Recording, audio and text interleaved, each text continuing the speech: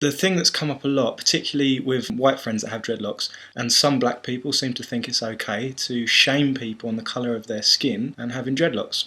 Let's just break this down a little bit. Firstly, I want to say that black culture has been massively oppressed. They have every reason to be angry. If we look back to the movie Roots, that represents a lot of the slave trade, it was the white man that invaded their country, took them out of their country, and pushed their own culture onto the black slaves. There's a documentary called Good Hair by Chris Rock. It talks about how in the Western world, particularly in business, there's certain things that are considered good hair. Nappy hair or natty hair is the free flow of hair to let it do its own thing, to go back to its natural roots. And then at some point, hair relaxer came out, and the advertising campaigns would say to have good hair, you had to have your hair relaxed and look more, for want of a better term, white. And it's these kind of things that really push cultural appropriation and why a lot of black people are angry at generally white people. So the question is it a black versus white thing? White isn't a culture, but there are many cultures within the white people groups. If you look at traditional English folklore, if we go back to the 1500s with Shakespeare and the Romeo and Juliet story, Shakespeare talks about elf locks. The term dreadlocks come much later,